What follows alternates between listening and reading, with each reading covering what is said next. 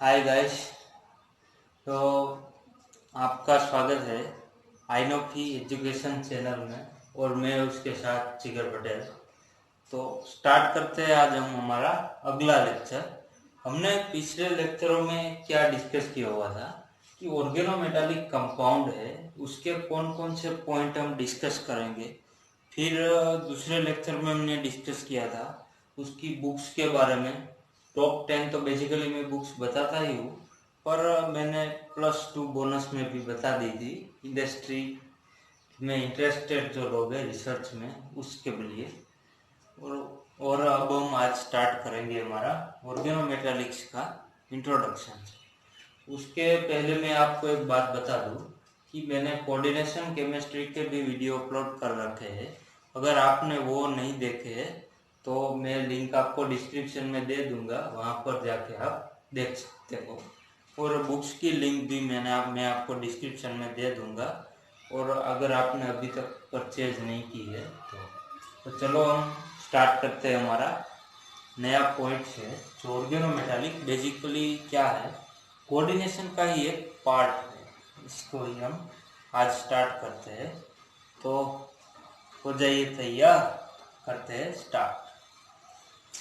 Organometallic compound उसके name पर से ही आता है। क्या है ये वर्ड को डिस्टिंग्विश करके लिखो। पहले आप डिस्टिंग्विश करो ऑर्गेनो, उसके बाद डिस्टिंग्विश कर लो मेटालिक वर्ड्स को। मेटालिक यानी कि सिंपली मेटल, ऑर्गेनो यानी कि ये ऑर्गेनिक से भी रिलेटेड है। तो उसमें क्या होगा, ऑर्गेनिक में मोस्ट डील हम करते हैं कार्बन के साथ, और मेटालिक यानी कि ये तो मेटल ही है। तो क्या होगा, कार्बन का बॉन्ड मेटल से होना चाहिए। इसको बोलेंगे हम, ऐसे कंपाउंड्स को बोलेंगे ओवरऑल हम ऑर्गेनोमेटालिक कंपाउंड। तो ये थी ऑर्गेनोमेटालिक कंपाउंड की सिंपल सी डेफिनेशन। और उसका एक क्या कह सकते हो कि कोई भी कंपाउंड हो अगर उसमें at least one metal to carbon bond है तो ऐसे कंपाउंड को हम क्या बोलेंगे, ऑर्गेनोमेटालिक कंपाउंड। देन उसमें क्या होगा, मेटल की जो इलेक्ट्रोनेगेटिविटी होगी, जो हम पॉलिंग के सिद्धांत पर से बताते हैं और दूसरे भी मूल्यांकन के सिद्धांत भी है, वैसे कई सारे नियम होते हैं उसके बेसिस पर हम इलेक्ट्रोनेगेटिविटी को काउंट करते हैं। और ये रिलेटिव कॉन्सेप्ट है, यानी कि क्या होता है इलेक्ट्रोनेगेटिविटी कि किसी भी एटम में इलेक्ट्रॉन को डोनेट करने की टेंडेंसी कितनी है, इसको हम बोलते हैं उसकी इलेक्ट्रोनेगेटिविटी। और ये रिलेटिव प्रॉपर्टी है, इसको एक दूसरे के रिस्पेक्ट में मेजर किया जाता है, एब्सोल्यूट आप मेजर कर सकते हैं नहीं हो। तो ये हो गया इलेक्ट्रोनेगेटिविटी के बारे में बेसिक सा फंडा। उसको हम पीरियोडिसिटी में अच्छे से डिस्कस करेंगे मेन ग्रुप वाले पॉइंट में। और यहाँ पर मैंने ये आपको इलेक्ट्रोनेगेटिविटी का थोड़ा सा आइडिया दे दिया ताकि आप उसमें भी कंफ्यूज ना हो।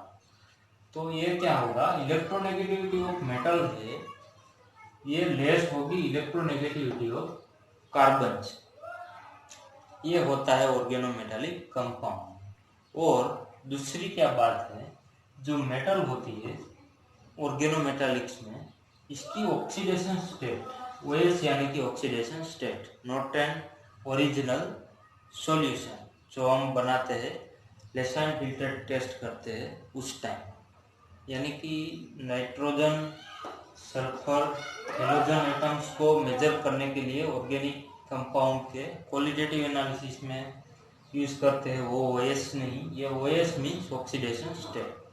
तो ऑक्सीडेशन स्टेट होनी चाहिए लो, -1, 0, +1 एंड रेयरली +2 भी हो सकती है। तो ऐसी ऑक्सीडेशन स्टेट होनी चाहिए लो मेटल की, और इसकी इलेक्ट्रोनेगेटिविटी कम होनी चाहिए कार्बन से। तो ये फंडा था ऑर्गेनोमेटालिक कंपाउंड के बेसिक डेफिनेशन का। अब इसका एग्जाम्पल देख लो, तो ये निकल टेट्रा कार्बोनिल, देन रोहोडियम ट्राइफॉस्फाइड क्लोराइड, ये भी ये एग्जाम्पल है। ये क्या है, विल्किंसंस कैटालिस्ट है। आप कहोगे कि इसमें तो साफ मेटल कार्बन बॉन्ड है नहीं, पर क्या है कि इसकी जो कैटालिटिक साइकिल होती है ना, कैटालिटिक साइकिल, उसमें ये क्या करता है, हाइड्रोजनेशन का कैटालिस्ट है। तो क्या होगा, आप यहाँ देखो, ये देखो डबल बॉन्ड वाला कोई भी कंपाउंड है या ट्रिपल बॉन्ड वाला है, तो इसको 2 हाइड्रोजन डोनेट कर देगा और ये डबल बॉन्ड को रिड्यूस कर देगा। जैसे कि बॉन्ड कैसा हो इस पर डिपेंड करता है। तो ऐसे ये क्या करता है, जब इसकी कैटालिटिक साइकिल घूमती रहती है, उसमें ये मेटल कार्बन यानी कि रोडियम है, ये कार्बन के साथ बॉन्ड बना लेता है, इसीलिए इसको भी ऑर्गेनोमेटालिक कंपाउंड में कंसीडर किया जाता है। तो ये बात आपको ध्यान में रखनी है। ये हो गई हमारी ऑर्गेनोमेटालिक की बेसिक डेफिनेशन। और ऑर्गेनोमेटालिक कंपाउंड क्या है, आई होप कि आप अब समझ चुके होंगे। तो अब देखते हैं first organometallic compound in the world. पहला ऑर्गेनोमेटालिक कंपाउंड है, वो कौन सा डिस्कवर किया गया हुआ था, इसके बारे में हम देख लेते हैं। तो पहला ऑर्गेनोमेटालिक कंपाउंड है केकोडिल ऑक्साइड, और उसका नेम क्या है, डाइमिथाइल आर्सेनियस एनहाइड्राइड। डाइमिथाइल आर्सेनियस एनहाइड्राइड, ये इसका नेम है। और केकोडिल ऑक्साइड भी बोल सकते हो आप उसे, शॉर्ट में कई लोग केकोडिल भी बोलते हैं, तो ये भी सकता है। तो ये आप बनाएंगे कैसे, क्या करो, H2O3 आर्सेनिक का ऑक्साइड ले लो, उसके साथ एसिटिक एसिड का पोटेशियम सोल्ट ले लो। ये कैसे बनाऊंगा, आपने एसिटिक एसिड ले लिया, उसके साथ पोटेशियम का किसी भी सोल्ट का रिएक्शन कराया, तो ये H एंड HCl दोनों साथ में HCl बना लेंगे और ये पोटेशियम हाइड्रोजन की जगह ले लेगा, जैसे ये पोटेशियम सोल्ट बन जाएगा। फिर क्या करो, ये डेल्टा है यानी कि थोड़ी सी हीट दे दो, ये सिंबल हीट के लिए यूज होता है, तो हीट दे दो। फिर क्या होगा, इसका डिसोसिएशन होके और क्या बनेगा, आर्सेनियस का एनहाइड्राइड बन जाएगा 2 डाइमिथाइल के साथ। तो ये है हमारा केकोडिल ऑक्साइड। इसका स्ट्रक्चर आपको दिमाग में रखना है और नेम भी रखना है। सिंपल सेंटेंस होते हैं, कभी कभी ये क्वेश्चन भी आ जाता है और इंटरव्यू में भी ऐसे क्वेश्चंस कई बार पूछ लेते हैं, तो आपको ये ध्यान में रखना चाहिए। उसके बाद रिमूव क्या होगा, 2 KTCO3 and 2 molecule carbon dioxide के एयर में रिलीज हो जाएंगे। ये हमारा कॉन्सेप्ट था फर्स्ट OMG केकोडिल के बारे में। अब दूसरा कंपाउंड आया, डाइकेकोडिल बनाया, जो टेट्रामिथाइल डाइआर्सिन, इसको इसने बनाया था, बंसेन नाम था शायद, मैं भूल गया, या एडवर्ड फ्रैंकलैंड एंड रॉबर्ट बंसेन, इन दोनों साइंटिस्ट ने मिलकर ये डाइकेकोडिल को बनाया हुआ था। डाइकेकोडिल का स्ट्रक्चर क्या है कि टेट्रामिथाइल डाइआर्सिन, 2 आर्सिन ले लो और उन दोनों के साथ 2 मिथाइल्स ग्रुप को ज्वाइंट कर दो, तो आपका हो जाएगा ये डाइकेकोडिल। उसके बाद जो ट्रांजिशन मेटल है, उसमें हमारा पहला ऑर्गेनोमेटालिक कंपाउंड आया था, वो था ज्यूइस सॉल्ट, जाइस सॉल्ट, जैसे सॉल्ट ऐसे सब बोलते हैं, और ज्यूइस सॉल्ट भी उसका नाम बोल सकते हो। आपको जो भी याद रहे ऐसे बोलो, KPTETCl3, ET यानी कि इथाइलिन का मॉलिक्यूल है। तो ये जाइस सॉल्ट भी पूछा जाता है एग्जाम में कि फर्स्ट OMG इन ट्रांजिशन मेटल कौन सा है, तब आपको ये थ्रेशोल्ड लिखना है। और first OMC in your world ऐसा पूछे तो आपको कैथोडिल ऑक्साइड लिखना है। तो ये बात हमारी गई इंट्रोडक्शन के बारे में बात, कि आपको हल्का सा आइडिया मिले, कि आप समझ सको कि ऑर्गेनोमेटालिक कंपाउंड वैसे होता क्या है। अब देखते हैं हम ऑर्गेनोमेटालिक कंपाउंड के क्लासिफिकेशन के बारे में।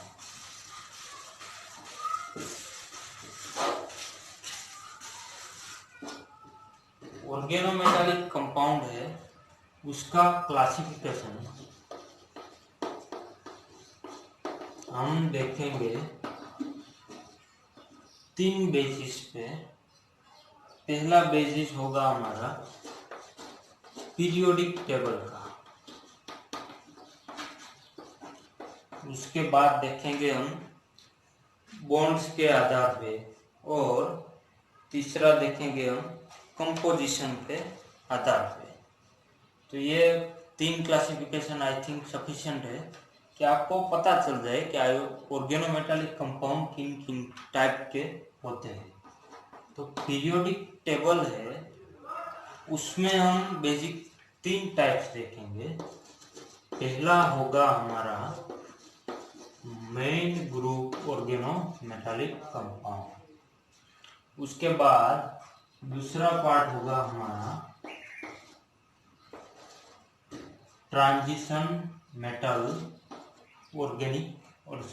ऑर्गेनोमेटालिक कंपाउंड, और हम लास्ट में देखेंगे वो हो गए हमारे एक ब्लॉक के ऑर्गेनोमेटालिक कंपाउंड। तो यहाँ पर क्या होगा, मेन ग्रुप में होंगे एस एंड पी ब्लॉक्स के मेटल होंगे जो कार्बन के साथ बॉन्ड बनाएंगे। ट्रांजिशन मेटल ऑर्गेनोमेटालिक कंपाउंड में क्या होंगे, ये डी ब्लॉक्स के एलिमेंट होंगे जो कार्बन के साथ बॉन्ड बनाएंगे।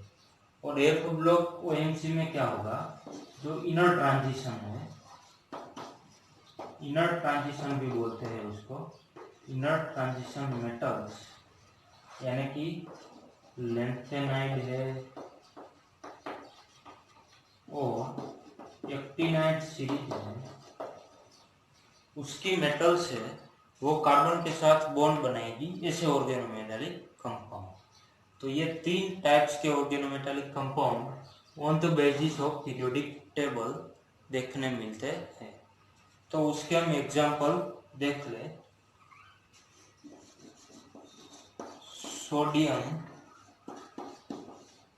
Cyclopentadienyl, then normal butyl lithium.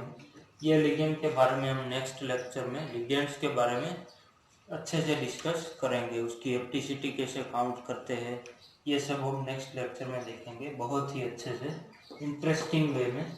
और आप कभी भी भूलना चाहोगे फिर भी नहीं भूल पाओगे, ऐसी तरह से आपको पढ़ा दूंगा। Li4CH3 4, देन R4Pb, यानी कि R यानी कि सिंपल अल्काइल ग्रुप, CH3 ले सकते हो, CH2CH3 ले सकते हो। CH3 लेते हो तो टेट्रामिथाइल लेड हो जाएगा, CH2CH3 लेते हो तो टेट्राइथाइल लेड हो जाएगा। TeL का भी अच्छा रोल है, इसको भी हम डिस्कस करेंगे कुछ ही क्षणों में। उसके बाद देखो ये Al2CH3 6, ऐसे बेसिकली ये ऑर्गेनोमेटालिक कंपाउंड है। वैसे ये ग्रिग्नार्ड रिएजेंट भी होता है RMgX, जो कार्बन और मैग्नीशियम के बीच में बॉन्ड होता है, इसलिए उसको भी ऑर्गेनोमेटालिक कंसीडर करते हैं, एक्सेट्रा। एग्जांपल है हमारे मेन ग्रुप ऑर्गेनोमेटालिक कंपाउंड। अब देखते हैं हम ट्रांजिशन मेटल ऑर्गेनोमेटालिक कंपाउंड जो डी ब्लॉक्स के जनरली होते हैं। तो उसमें देखो Sp2TiCl2, ये एंटी कैंसर ड्रग है, जैसे सिस प्लेटिंग होती है इसकी तरह ही। देन फेरोसिन है, इसका हम अच्छे से स्टडी करने वाले हैं साइक्लिक कंपाउंड में, पॉलिन कंपाउंड में। ये भी अच्छा यूज होता है इसका इंडस्ट्री में भी। उसके बाद है NiCO4, फिर थ्रेशोल्ड देखा था। जैसे कई सारे इसके भी एग्जांपल्स है ट्रांजिशन मेटल ऑर्गेनोमेटालिक कंपाउंड के। अब देखते हैं एफ ब्लॉक के एग्जांपल्स के बारे में। ये एफ ब्लॉक ऑर्गेनोमेटालिक कंपाउंड है, उसे ज़्यादातर हम एफ ब्लॉक का चैप्टर्स पढ़ेंगे, उसमें ही अच्छे से एक्सप्लेन करेंगे और यहाँ पर भी थोड़ा सा कर देंगे। देन ये होगा MCH8, यानी कि COT है ये लिगेंड, साइक्लोऑक्टा टेट्राइनाइल। इस लिगेंड के बारे में भी अच्छे से देखने वाले हैं अगले लेक्चरों में। मेटल होगा थोरियम है, यूरेनियम है, ये +4 ऑक्सीडेशन स्टेट में होगा और ये ट्वाइस हो जाएगा। ये इसी तरीके से ये ब्लॉक और ऑर्गेनोमेटालिक कंपाउंड से ये बनते हैं। तो ये ऑन द बेसिस था classification on the basis of periodic table. 3 types हमने देखे ऑर्गेनोमेटालिक कंपाउंड के on the basis of periodic table. अब देखते हैं हम on the basis of composition के मामले में ऑर्गेनोमेटालिक कंपाउंड क्या होते हैं। ऑन द बेसिस ऑफ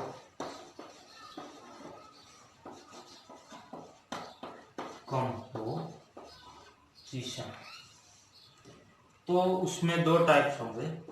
पहला तो होगा हमारा सिंपल ऑर्गेनोमेटालिक कंपाउंड, देन दूसरा होगा मिक्स्ड ऑर्गेनोमेटालिक कंपाउंड।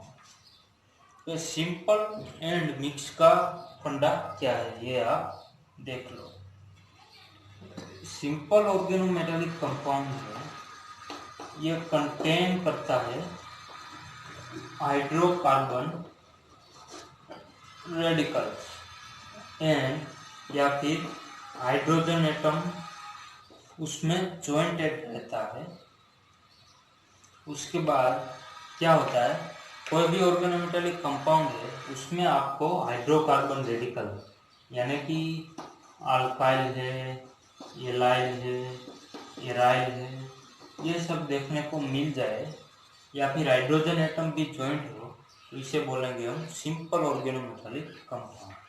इसके भी 2 टाइप फर्दर होंगे, पहला सिमेट्रिकल होगा और दूसरा एसिमेट्रिकल या फिर अनसिमेट्रिकल होगा। इसमें डिफरेंस क्या रहेगा कि इसमें डिफरेंस रहेगा ये कि इसमें क्या है, जो लिगेंड जॉइंटेड है वो सेम रहेगा, यहाँ पर लिगेंड है वो डिफरेंट हो जाएगा। सिमेट्रिकल यानी कि सममिति, यानी कि क्या कहते हैं उसको, बहुत ही अच्छी तरीके से अरेंजमेंट रहना।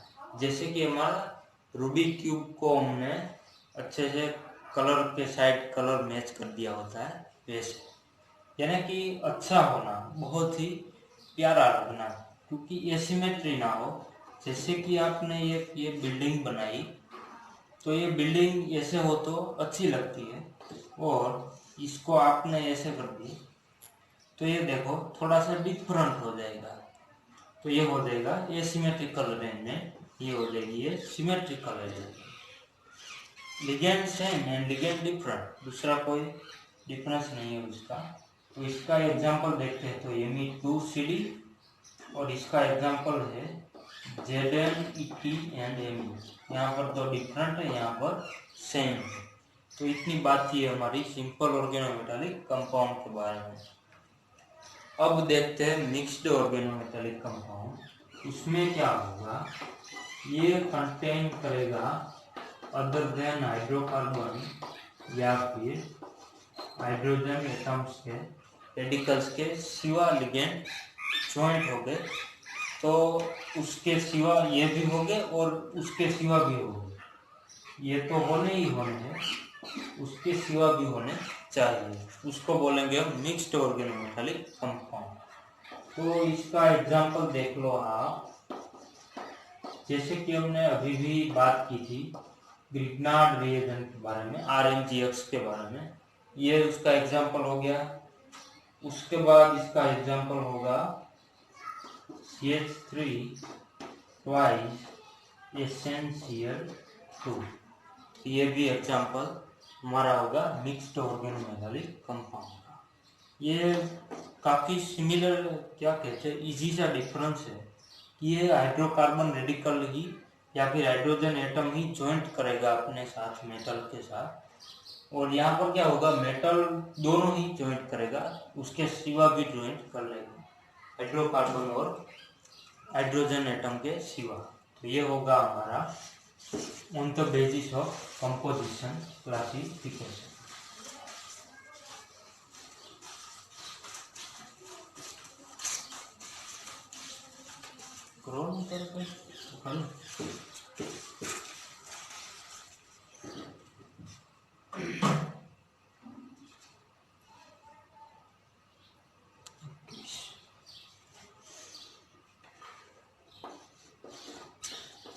अब देखते हैं हमने लास्ट क्लासिफिकेशन का type on the basis of bonds के बाद, बॉन्ड्स के बेसिस। बॉन्ड्स क्या होता है कि फोर्स ऑफ अट्रैक्शन, तो ये यानी कि आकर्षण कितना होता है। देखो कि आपने ये रख लिया चुंबक, तो ये आयरन को एक्सेप्ट करेगा, तो ये जो फोर्स होता है इसको हम बोलते हैं बॉन्ड्स। तो अब हम देखने वाले हैं बॉन्ड्स के बेसिस पर हमारे ऑर्गेनोमेटालिक कंपाउंड। तो पहला टाइप होगा आयोनिक ऑर्गेनोमेटालिक कंपाउंड, कि जो भी ऑर्गेनोमेटालिक कंपाउंड है उसमें आपको आयोनिक बॉन्ड दिखने को मिल जाए तो इसको बोलेंगे हम आयोनिक ऑर्गेनोमेटालिक कंपाउंड। तो ये आयोनिक ऑर्गेनोमेटालिक कंपाउंड में बेसिक क्या होगा कि मेटल है ये जनरली पॉजिटिव चार्ज होगा एंड कार्बन है ये जनरली नेगेटिवली चार्ज हो जाएगा, क्योंकि यहाँ पर क्या होता है, परसेंटेज ऑफ आयोनिक कैरेक्टर ये हाई होगा, इसलिए ये फंडा बनेगा। अब देखो उसमें क्या है कि मेटल है ये हाईली इलेक्ट्रो पॉजिटिव होनी चाहिए,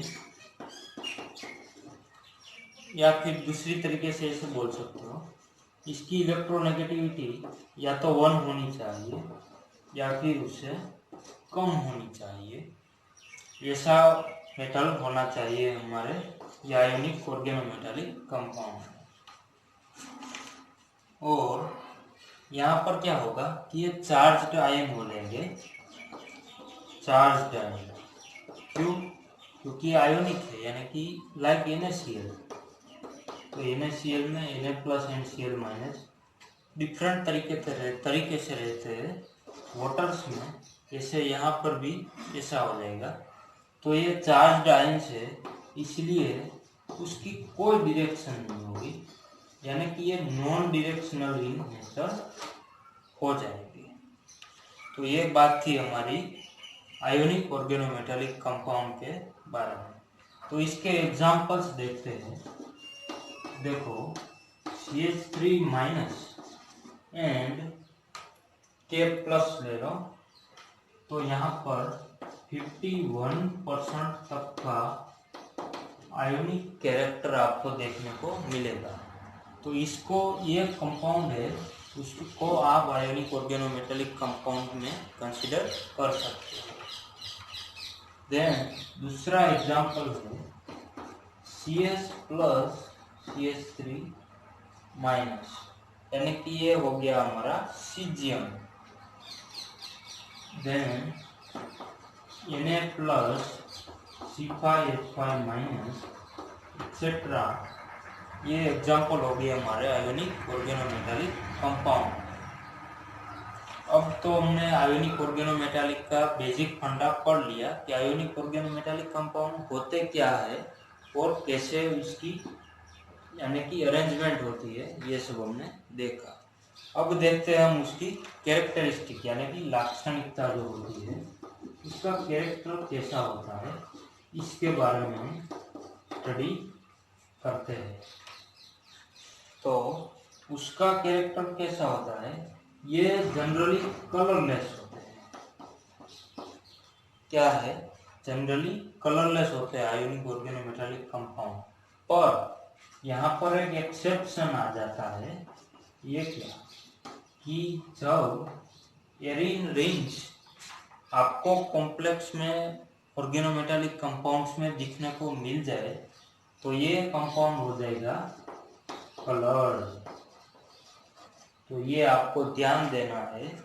जैसे इसके सोडियम के जो कॉम्प्लेक्स होते हैं एरिन रिंग के साथ, वो कलर्ड दिखने को मिलते हैं ताकि ये कलर हो जाते हैं। और ये डीप ग्रीन कलर का होता है, ये कॉम्प्लेक्स है, ये डीप ग्रीन कलर का है। तो ये इसका एक्सेप्शन हो गया, ये आपको ध्यान में रखना है। उसके बाद क्या होगा, ये जो आयोनिक ऑर्गेनोमेटालिक कंपाउंड होते हैं ये हाईली रिएक्टिव होते हैं एयर में, वाटर में, एंड दूसरा कहाँ पर रिएक्टिव होंगे, प्रोट्रिक सॉल्वेंट में होते हैं। प्रोट्रिक सॉल्वेंट में भी ये रिएक्टिव होते हैं, क्योंकि उसका क्या है, डिकम्पोजिशन इजीली हो जाएगा, इसलिए रिएक्टिव कंपाउंड होते हैं। अब हम उसकी दूसरी कैरेक्टरिस्टिक्स को भी देखते हैं। यहाँ पर जगह नहीं है इसीलिए मैं इसको हटा रहा हूँ।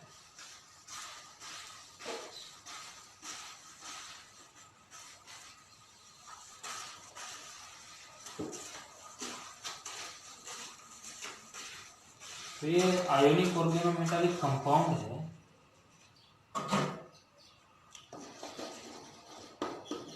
आयोनिक ऑर्गेनोमेटालिक कंपाउंड ये बेसिकली इनसॉल्युबल होंगे।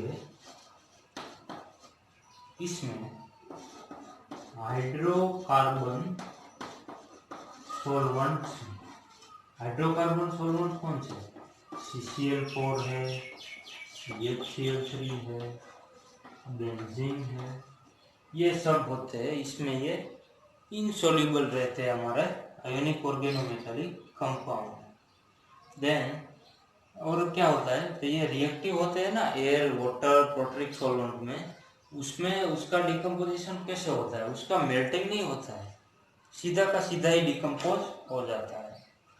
देन इसको आपको बनाना है तो ये प्रिपेयर आप कहाँ पर करोगे, तो प्रिपेयर आप करोगे इसमें डाईइथाइल ईथर का सॉल्वेंट है, उसमें आपको इसे प्रिपेयर कर सकते हो।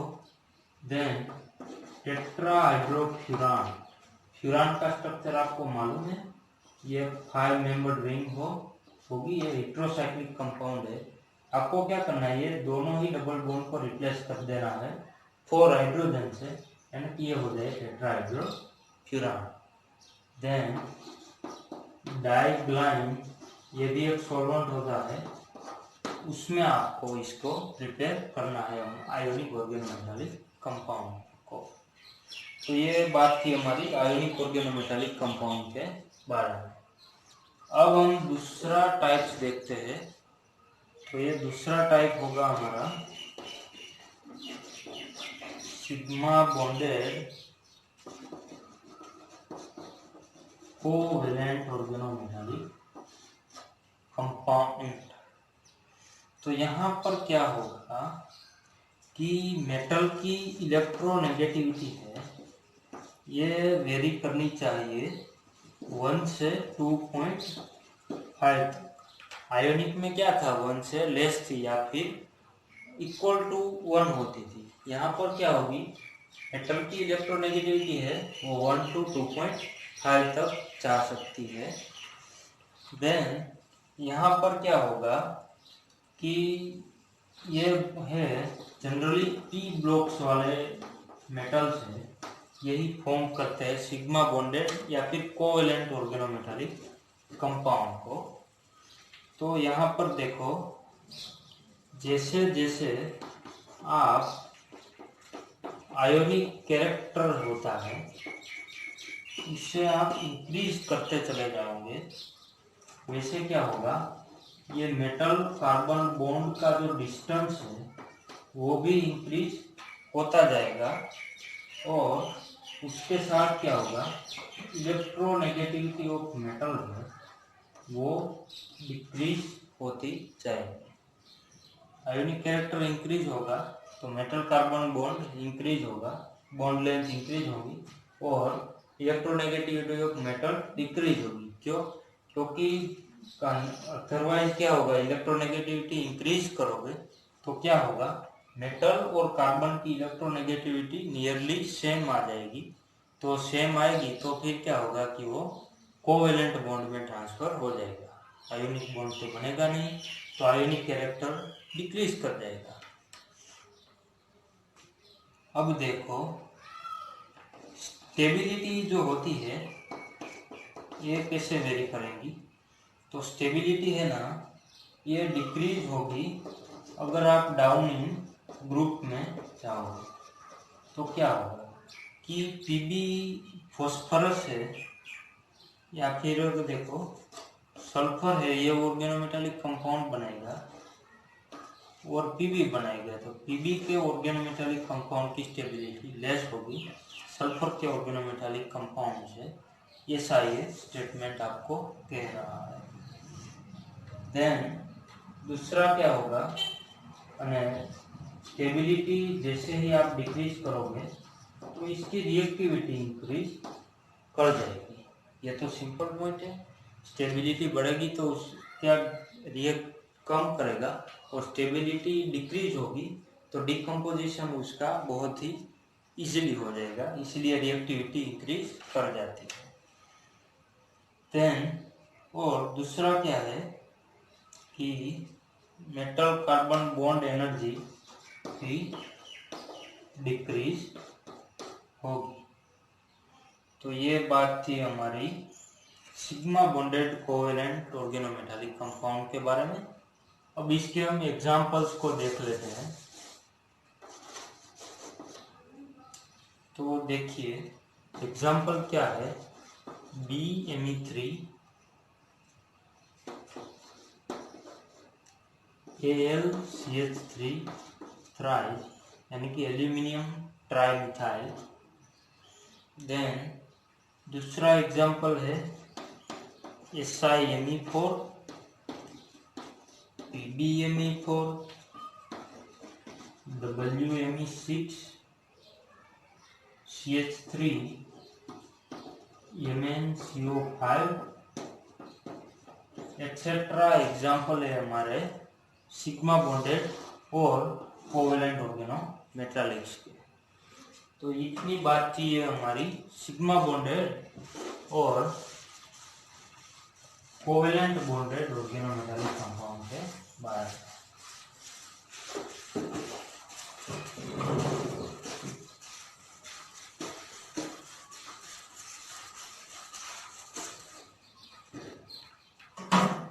चलो हम नेक्स्ट पॉइंट डिस्कस करते हैं, नेक्स्ट टाइप।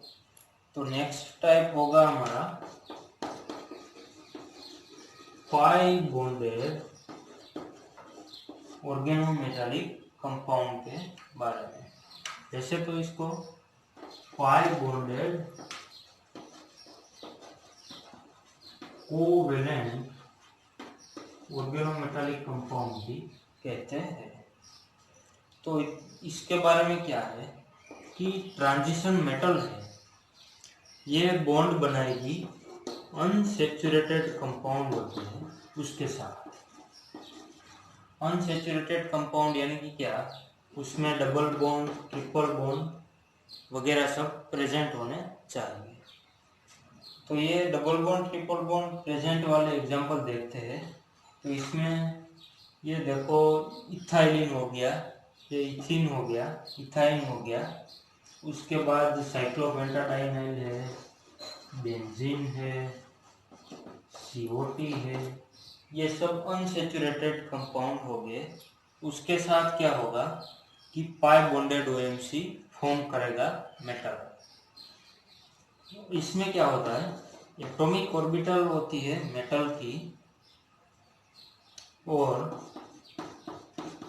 पाई मोलिकुलर ऑर्बिटल होती है लिगेंड की, इसमें बॉन्ड फॉर्म होता है।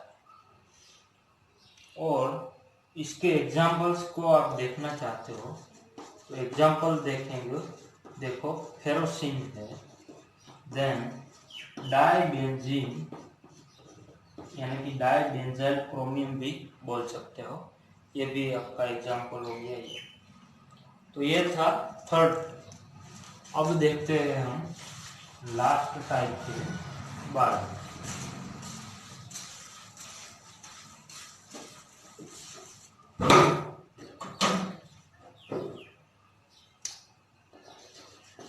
फोर्थ टाइप है, ये है electron deficient,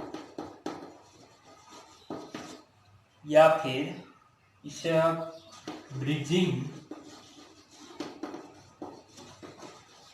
multi nuclear OMC भी बोल सकते हो। और तीसरा नेम है इसका, ये बनाना बॉन्ड्स के भी ओएमसी आप इसे बोल सकते हो, बनाना बॉन्डेड ओएमसी। मैं तो ये बनाना ही लिखा है, पर यहाँ पर आप बॉन्डेड भी एड कर लेना। तो ये बनाना बॉन्डेड ओएमसी या फिर इलेक्ट्रॉन डेफिशिएंट ओएमसी आप कह सकते हो, हमारा फोर्थ और लास्ट टाइप है on the basis of bonding. तो चलो देखते हैं यहाँ पर क्या होता है। अल्काइल ग्रुप हो, एराइल ग्रुप हो, ये है, ये किसकी तरह एक्ट करने चाहिए, ये ब्रिजिंग ग्रुप की तरह एक्ट करने चाहिए। तो ये ब्रिजिंग ग्रुप की तरह एक्ट करेगा एंड क्या करेगा, ये अटैच होगा दो मेटल के साथ, टू या फिर उससे ज़्यादा मेटल्स के साथ जॉइंट होगा।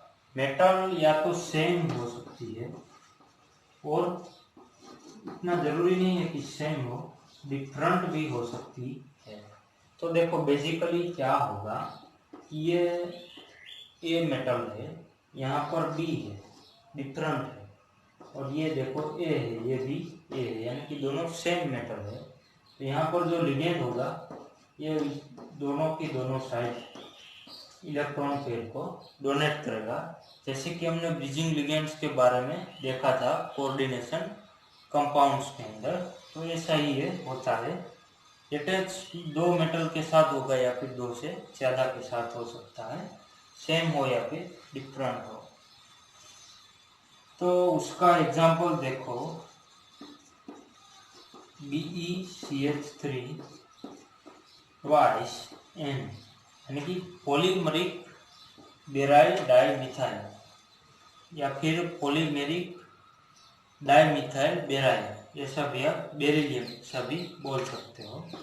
और दूसरा एग्जांपल है Al2CH3 या फिर Al2Et6, ये भी दोनों एग्जांपल है। तो ये एग्जांपल हो गए ये। अब इसका जो नाम है इसे आप ऐसे भी लिख सकते हो, केटेना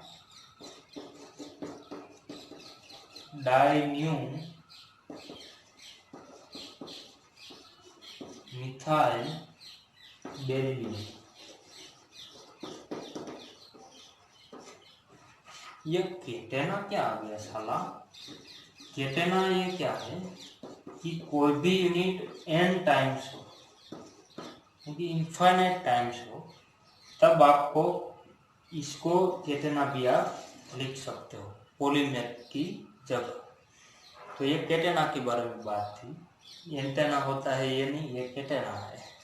जैसे एंटेना होता है वैसे ये केटेना हो जाता है। तो ये बात थी हमारी इतनी तो ब्रिजिंग कॉम्प्लेक्स के बारे में, सॉरी ब्रिजिंग या फिर ब्रिजिंग मल्टीन्यूक्लियर इलेक्ट्रॉन डेफिशिएंट बनाना बॉन्डेड ऑर्गेनोमेटालिक के बारे में। तो यहाँ पर क्या होगा, जो इसका स्ट्रक्चर है ये कैसे होगा, एक बेरिलियम, उसके साथ 2 एमी ग्रुप, फिर एक बेरिलियम, उसके साथ 2 एमी ग्रुप, ऐसे ये चलता रहेगा n टाइम्स। यहाँ पर क्या है, एक साइड ये बॉन्ड बनाएगा और एक साइड ये बॉन्ड बनाएगा, क्योंकि बेरिलियम के पास इतनी ही जगह होती है। इसी एल्यूमिनियम के केस में भी ऐसा ही होता है। उसके स्ट्रक्चर को हम डीपली स्टडी करेंगे मेन ग्रुप में, और ऑर्गेनोमेटालिक में भी हम उसे देख लेंगे। तो इतनी बात थी हमारी क्लासिफिकेशन के बारे में। अब एक जो पार्ट बचा हुआ है इसे भी डिस्कस कर लेते हैं, ताकि इसका ये एप्लीकेशन पार्ट है।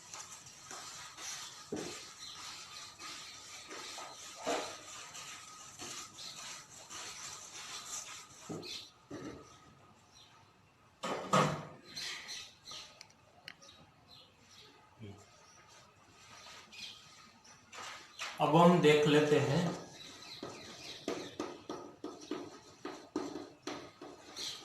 Applications of organometallic compound. तो ऑर्गेनोमेटालिक कंपाउंड इतना क्यों पूछा जाता है एग्जाम्स में, कि उसका एप्लीकेशन पार्ट है ना वो बहुत ही ज़्यादा है, इसलिए। तो देखो, पहला ऑर्गेनोमेटालिक कंपाउंड का एप्लीकेशन है एज ए रिएजेंट्स के फॉर्म में, देन कैटालिस्ट के फॉर्म में बहुत ही यूज होता है इंडस्ट्री में, वाइड रेंज में यूज होता है, इसलिए। अब देखो, रिएजेंट के फॉर्म में इसके रिएजेंट के एग्जांपल्स देखते हैं। तो normal butyl lithium, secondary butyl lithium, then tertiary butyl lithium, या फिर हमारा ग्रिग्नार्ड रिएजेंट हो, ऐसे सब ये। फिर गिलमन रिएजेंट भी एक होता है R2CuLi, आई थिंक, या अपने राइट, सॉरी इसका Li होता है, श्योर स्ट्रक्चर में याद नहीं हुआ, इसलिए मैं इसको गिलमन्स रिएजेंट ही लिख देता हूँ। इसके बारे में भी हमको देखना है चैप्टर्स में आगे। और दूसरा एग्जांपल लेना चाहे तो बस इतने तो काफ़ी है। आपको समझ में आ गया कि ये रिएजेंट के फॉर्म में भी यूज अच्छे से होता है। Then catalyst. तो कैटालिस्ट में क्या है कि हमने पहले जो हाइड्रोजिनेशन वाला विल्किंसन कैटालिस्ट देखा था, जो रोडियम PTH3 थ्राइस Cl वाला था, ये एग्जांपल देखा था। उसके बाद क्या था कि ऑक्सो प्रोसेस में हाइड्रोफॉर्माइलेशन के लिए CO2CO8 यूज होता है। देन ओलिफिन मेटाथेसिस करना चाहो तो इसमें यूज होता है ग्रब्स के कैटालिस्ट। ये भी दो है, फर्स्ट एंड सेकंड जनरेशन। तो ये उसके स्ट्रक्चर भी हम अगले लेक्चरों में देख लेंगे और उसका यूज भी देख लेंगे। ये हो गई हमारी 2 मेजर एप्लीकेशन। अब थर्ड मेजर एप्लीकेशन देखते हैं। OMC का यूज होता है एज ए ड्रग। OMC है ड्रग्स के फॉर्म में भी यूज होती है। मैंने क्लासिफिकेशन के टाइम बताया था CP2TiCl2। ये जो ड्रग है, इस CP यानी कि साइक्लोपेंटाडाइन है, तो TI और यहाँ पर आप 5 मेंबर रिंग ड्रॉ कर लो। यहाँ पर भी आप 5 मेंबर रिंग ड्रॉ कर लो और ये 2 सीएल हो जाएंगे, एक ऊपर की साइड और एक नीचे की साइड। ऐसे करके ये स्ट्रक्चर फॉर्म होता है। तो ये एंटी कैंसर एक्टिविटी शो करता है। उसके बाद दूसरा जो एग्जाम्पल था है वो फेरोक्विन है, जो हमने ताजेदर में ही हाल के टाइम में ही अमेरिका को ये ड्रग्स दिया हुआ था। तो ये है एंटी मलेरियल ड्रग्स। तो कोरोना क्राइसिस के दौरान तो ये है हमारा एंटी मलेरियल ड्रग्स। इसका स्ट्रक्चर भी देख लो आप। एक फेरोसिन है, उसमें क्या लगा दो, नाइट्रोजन का सब्स्टिट्यूट लगा दो। देन फिर क्या करो, NH ज्वाइंट कर दो और आइसोक्विनोलिन रिंग को ड्रॉ कर दो। तो ये हो गया। और उसका भी क्लोरीन से सब्स्टिट्यूशन करवा दो। तो ये हो गई हमारी फेरोसिन, यानी कि ये एंटी मलेरियल ड्रग्स के फॉर्म में यूज होती है ये ड्रग्स। तो ऑर्गेनोमेटालिक कंपाउंड्स है, ये ड्रग्स के फॉर्म में भी बहुत ही वाइड यूज होता है। इसीलिए तो इतना इम्पोर्टेंस ऑर्गेनोमेटालिक्स का हर जगह पर रहता है।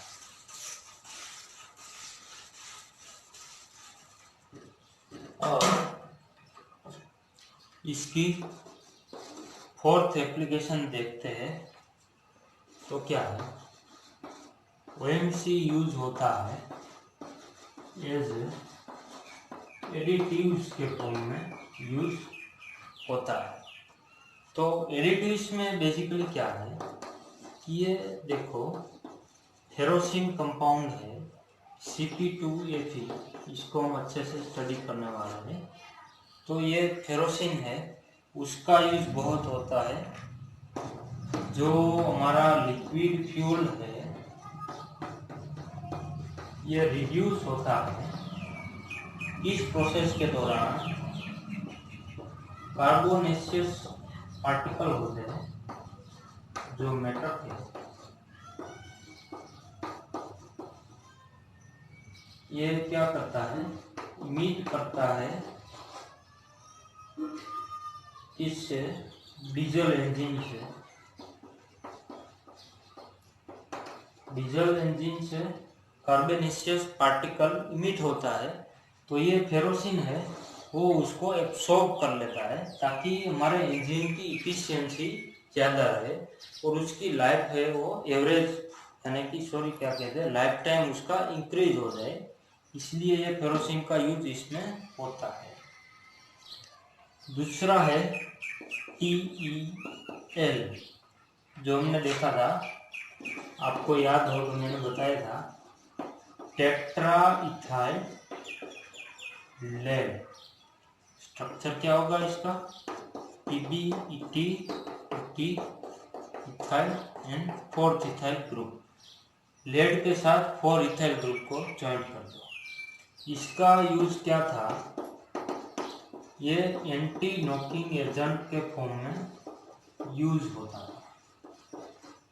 यानी कि पेट्रोल होता है, उसकी जो वेपर होती है ये वेपर के फॉर्म में निकल जाता है, इस स्पेस में हवा में मिल जाता है और ये क्या होता है, खाली हो जाता है। तो इसका रेट जो है वेपराइजेशन का, वो डिक्रीज करने के लिए जो एजेंट यूज होता है उसे बोलते हैं हम एंटी नॉकिंग एजेंट। तो ये TEL इसमें बहुत ही पहले बहुत ही यूज हुआ है अब तक। तो ये TEL क्यों उसको बैंड करना पड़ा, क्योंकि ये हमारे बॉडी के लिए बहुत ही हार्मफुल है, पॉइजनस मेटल है लेड। तो उसका जो क्या कहते हैं, एयर निकलता है, धुआड़ा निकलता है जो साइलेंसर से, उसमें ये TB का प्रमाण आता था। तो कई लोग इससे नुकसान होते थे कई लोगों को, और लोई में जो आयरन होता है उसकी जगह लेड ले लेता है। तो क्या होगा कि बॉडी पॉइजन हो जाएगी। इसलिए जहरी पदार्थ था, इसीलिए इसको बैन करना पड़ा। पहले 1975 या फिर 4 था, इसके दौरान ईस्वी सन में अमेरिका में ये पूरी तरह से बैन हो चुका था। देन इंडिया में 1994 में बैन हुआ मेगा सिटीज में, और 2004 में टोटली बैंड हो गया इन इंडिया। तो ये कहानी है TEL की। तो अब TEL की जगह कौन सा जो एंटी नॉकिंग एजेंट है वो यूज होता है, ये मैं आपको बता दूं कि पहले आप ये बना लो MnCO CON CO। तो ये जो कंपाउंड है इसे शॉर्ट में बोलते हैं हम MnT। उसका फुल फॉर्म क्या है? Methyl cyclopentadienyl tricarbonyl manganese. तो ये MnT कंपाउंड है, ये अब यूज होता है एंटी नॉकिंग एजेंट्स के फॉर्म में इंस्टेड ऑफ टेट्राइथाइल लेड। तो ये बात थी हमारी ये एंटी नॉकिंग एजेंट के बारे में। अब और क्या है, MnT है वो भी ऑटोमोबाइल के लिए हार्मफुल होता है, पर फिर भी TEL के जैसा हार्मफुल तो नहीं है, इसलिए MnT का यूज रिसेंटली होता है पेट्रोल की आवरदा बढ़ाने के लिए। अब एक दूसरा भी कंपाउंड है जो एडिटिव के फॉर्म्स में यूज होता है, उसका नेम है TBT, यानी कि 20 ट्राइब्यूटाइल टिनॉक्साइड।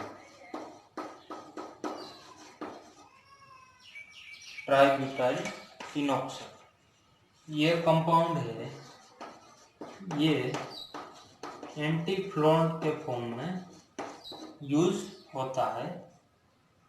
और ये क्या होता है, जो हमारे शिप्स होते हैं, शिप्स यानी कि वाहन होते हैं, जो जहाज होते हैं, उसका जो बाहर का साइड है, आउटसाइड ऑफ द जहाज, उसका कोटिंग करने में यह कंपाउंड TBT है 20 ट्राइब्यूटाइल टिनॉक्साइड, ये यूज होता है कोटिंग करने में शिप्स के। तो ये बेसिकली ये था हमारा एंटी फ्लोरेंट एजेंट। तो इतनी एप्लीकेशन तो यूज होता है इतनी जगह पर। अब क्या देखते हैं कि नेचर में जो ऑर्गेनोमेटालिक कंपाउंड पाया जाता है वो क्या है। नेचर के अंदर एक ही ऑर्गेनोमेटालिक कंपाउंड पाया जाता है, तो इसका नेम है विटामिन B12, या फिर इसको कोएंजाइम B12 भी बोलते हैं। तो ये नेचर में एग्जिस्ट करता है। तो ये एप्लीकेशंस थी हमारी ऑर्गेनोमेटालिक कंपाउंड की। और भी कई सारे एप्लीकेशंस है, स्मॉल ट्यूटोरियल में कवर करनी तो बहुत ही मुश्किल बात है, पर हम देखेंगे कि क्या कहाँ पर कैसे कैसे ऑर्गेनोमेटालिक कंपाउंड यूज होता है, इतना इम्पोर्टेंस क्यों लोग इसको देते हैं, ये सब हम देखेंगे हमारे नेक्स्ट लेक्चर में और कॉन्सेप्ट के साथ सीखेंगे। तो हमारे